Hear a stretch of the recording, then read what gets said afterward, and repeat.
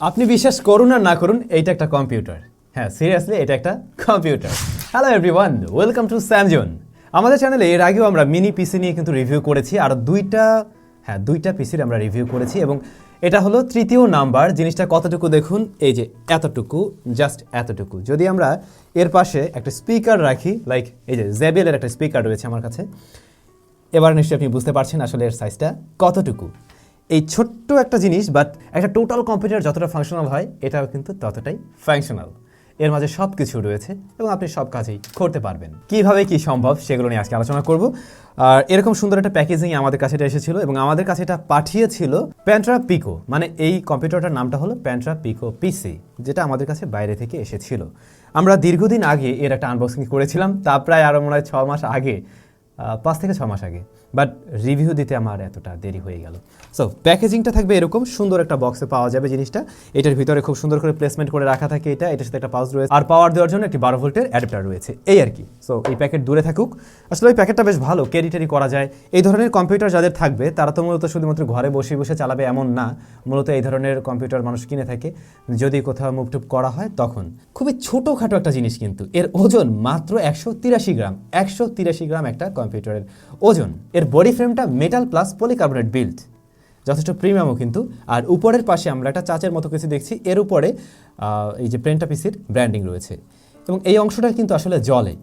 যখন আপনি এটাকে অন করবেন তখন এই অংশটা জ্বলে থাকে, দেখতে বেশ ভালো লাগে। পোর্টস অ্যান্ড বাটনে ফ্রন্টে পাওয়ার বাটন রয়েছে, তার ঠিক নিচেই থাকছে কার্ড স্লট। আপনি সরাসরি এখানে একটা মাইক্রো এসডি কার্ড ইউজ করতে পারবেন, এবং তার রাইট সাইডে থাকছে দুইটা USB A পোর্ট, যা কিনা 3.0, এবং তার উপরেই একটি নোটিফিকেশন লাইট, এবং এখানে গ্রিল বা ভেন্ট রয়েছে মূলত এয়ার পাসের জন্য। এর মাঝে কিন্তু ফ্যানও রয়েছে। ব্যাক প্যানেলে ডিসি পাওয়ার ইনপুট লাইন, এবং তারপরে HDMI পোর্ট রয়েছে। USB 3.0 A পোর্ট থাকছে একটি, এবং USB 2.0 A পোর্ট থাকছে আরও একটি, আর 3.5 মিলিমিটার হেডফোন জ্যাক, এবং রেয়ার প্যানেলেও গ্রিল লক্ষ্য করছি, ওই যে এয়ার পাসের জন্য।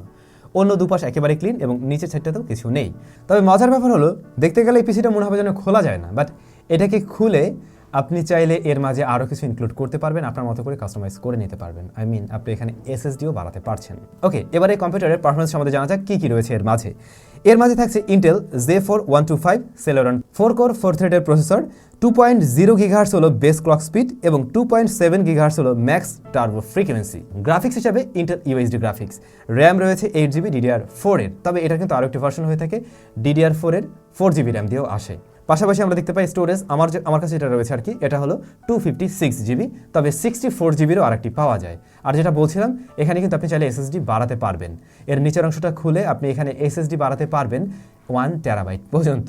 চলুন এবার এটাকে অন করে দেখার পালা। আমাদেরকে এখানে পাওয়ার ইনপুট দিতে হবে, মাউস টাউস কানেক্ট করতে হবে, এগুলো আপনারা পারবেন, আপনারা জানেন কীভাবে কী করতে হয়। সো আমরা কানেক্ট করে নিলাম। এবারে এটা অন হতে সময় লাগলো আমাদের 10 থেকে 15 সেকেন্ডের মতো। মানে আমরা কয়েকবার অন আপ করে দেখলাম, তাতে দেখলাম 10 থেকে 15 সেকেন্ড লাগে আসলে বুটিং টাইম।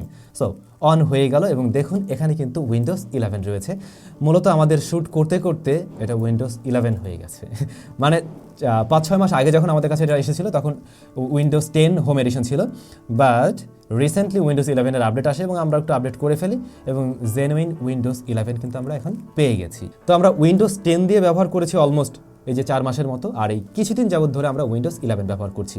সো পারফরমেন্সের ক্ষেত্রে উইন্ডোজ 10 আমার কাছে মনে হলো এটার পারফরমেন্স আরও বেশি বেটার ছিল, যদিও এটা আসলে এই পিসির সমস্যা না, সমস্যাটা উইন্ডোজ 11-এরই। অনেকেই রয়েছেন উইন্ডোজ 11 হয়তো আপনি ইনস্টল করে আবার উইন্ডোজ 10-এ ফিরে গেছেন। কি কি কাজ করা যাবে এই ছোট্ট পিসিটা দিয়ে? আমরা রেগুলার কাজবাজ করেছি, রেগুলার অফিস ওয়ার্ক সেগুলো ট্রাই করেছি। যেমন ধরুন পাওয়ার পয়েন্টের কাজ, অফিসের কাজ, সেগুলো আমরা করেছি। তো এই ধরনের কাজগুলো খুব ভালোভাবেই সামলে উঠতে পারছিল। ইভেন দো এই ধরনের কাজগুলোতে মাল্টিটাস্কিংও খুব ভালো রেজাল্ট করেছে, অর্থাৎ রেগুলার কাজবাজে মাল্টিটাস্কিং নিয়ে কোনো ধরনের ইস্যু পাওয়া যায়নি। ইহা দিয়ে আমরা ইউটিউব প্লে করেছিলাম, এবং 4K 60 FPS-এ কিন্তু ভিডিও প্লে করতে পারে ইউটিউবে। গেমিংয়ের প্রসঙ্গ আসবে, অনেকেই জিজ্ঞাসা করবেন ভাই এটা দিয়ে গেমিং করা যাবে? মাইক্রোসফট স্টোরে যে গেমগুলো রয়েছে সেগুলো আপনি অনায়াসে চালাতে পারবেন, খুব ভালোভাবেই চলবে। তবে আমরা এখানে আরেকটু ভারী গেমও চালিয়েছিলাম। GTA San Andreas আমরা এখানে প্লে করেছিলাম, যেটাও চলছিল, তবে লেগে একটা ভাব ছিল। মোটামুটি চলে আর কি, বাট আমি বলবো না আসলে এই ধরনের গেম এটা দিয়ে প্লে করার জন্য।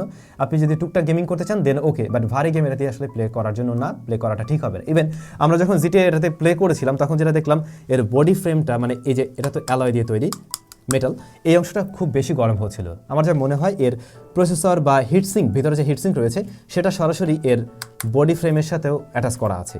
এতে করে তাপমাত্রাটা দ্রুত ছড়িয়ে পড়ে, বাট তারপরও এটা আসলে একটু বেশি হিট আপ হয় তখন আমার মনে হলো। সো আমার মনে হয় হেভি গেমগুলো এটা দিয়ে ট্রাই না করা ভালো হবে, ছোটোখাটো গেম প্লে করতে চাইলে আপনি করতে পারেন। তারপরে আসে প্রোডাক্টিভ অ্যাপ নিয়ে আপনি কাজ করতে পারবেন কিনা, লাইক আপনি ভিডিও এডিটিং করতে পারবেন কিনা, ফটো এডিটিং করতে পারবেন কিনা। হ্যাঁ, ফটো এডিটিং খুব ভালোভাবেই করা যাবে, তাতে সমস্যা হবে না, বাট গ্রাফিক্স ডিজাইনিংয়ে যারা কাজ করতে চান তাদের জন্য আবার কিন্তু এটা মোটেই ঠিকঠাক না।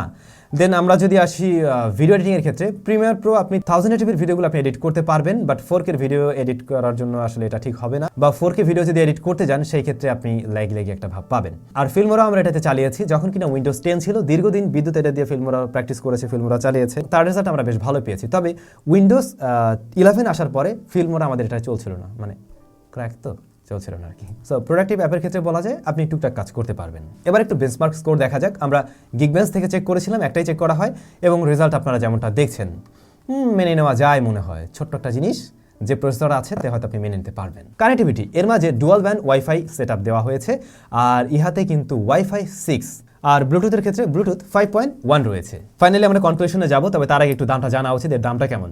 আসলে বাংলাদেশে এই জিনিসটা অফিসিয়ালি পাওয়া যায় না, মনে হয় না আনঅফিসিয়ালভাবেও পাবেন, তবে ইন্ডিয়াতে আবার পাওয়া যায়। আমি যদি ইন্ডিয়ার প্রাইসটা আপনাদেরকে মেনশন করি, সেই ক্ষেত্রে ইন্ডিয়ায় এর 464GB যে ভ্যারিয়েন্ট সেটা পাওয়া যাচ্ছে 11,000 রুপিতে, আর পরবর্তী ভ্যারিয়েন্ট আমার কাছে যেটা রয়েছে এটা 8,256GB, এইটা পাওয়া যাচ্ছে হচ্ছে গিয়ে 18,000 রুপিতে।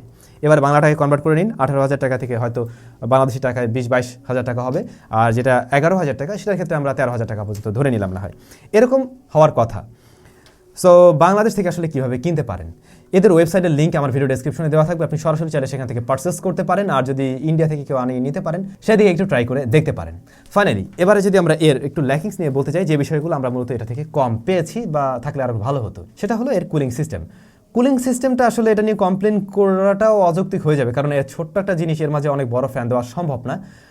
সো যেটা হয়, এই জিনিসটা যদি অনেক বেশি গরম হয়ে যায়, বিশেষ করে গেমিংয়ের টাইমে, তাহলে আসলে গেমিংয়ের পারফরমেন্স ড্রপ করতে থাকে। সো ফাইনালি এটা আসলে কারা কিনবেন আর কেনই বা কিনবেন? এটা কিনতে পারেন তারাই যাদের প্রচুর মুভ টুপ করতে হয়, বাট এমন জায়গায় আপনি যান যেখানে কিন্তু আবার ডিসপ্লেও আছে, যেমন ধরুন কোনো একটা কনফারেন্স হলে হতে পারে। যদিও এই কাজগুলো আমরা অনেক সময় ল্যাপটপ দিয়েও করে ফেলি, তারপরেও আপনি চাইলে এই ধরনের একটা জিনিস দিয়েও করতে পারেন। এছাড়াও আপনার অফিসে ছোটো ডেস্ক, তখন কিন্তু ওই বড় একটা সিপিইউ রাখবেন, এটা একটা ঝামেলা। সো এই ছোট্ট জিনিসটাকে জাস্ট মনিটরের পিছনে কিন্তু চাইলে রাখা যায় বা পাশে রাখা যায়। সো এই ধরনের কাজবাজের জন্য ঠিক আছে। আর এমনটা হতে পারে আপনার গ্রামের বাড়িতে একটা বড় সড়ো টিভি আছে, বাট সেখানে একটা বড় করে কম্পিউটার রাখা নেই। আপনি মাঝে মধ্যে গ্রামের বাড়িতে যান, সো ঢাকা শহর থেকে যাওয়ার সময় এটাকে পকেট করে নিয়ে গেলেন, যে টিভির সাথে কানেক্ট করে দিলেন, কাজবাজ হয়ে গেল। এই আর কি, তাদের জন্য ঠিক আছে। বাট ইন্টারেস্টিং জিনিস এবং আমার কাছে খুবই ভালো লাগে। পার্সোনালি আমি আগের একটা ইউজ করি, ওটাও ভালো পারফরমেন্স দিচ্ছে, আর এটাও যেহেতু আমরা 6 মাসের মতো ব্যবহার করেছি, রেগুলার কাজবাজের জন্য একদমই ঠিকঠাক। ইভেন দো যারা স্টুডেন্ট রয়েছেন তাদের জন্য আমার মনে হয় ঠিকই আছে। যারা কিনা স্কুল কলেজে পড়ছেন তাদের জন্য ঠিক আছে, এই আর কি। তো আপনাদের কাছে এই সুন্দর জিনিসটি কেমন লেগেছে অবশ্যই কমেন্ট করে জানাতে ভুলবেন না। ভালো থাকবেন, সুস্থ থাকবেন, আর খুব শীঘ্রই দেখা হয়ে যাবে স্যামজনের আরও কোনো একটা ইন্টারেস্টিং ভিডিওতে। Till then, take care.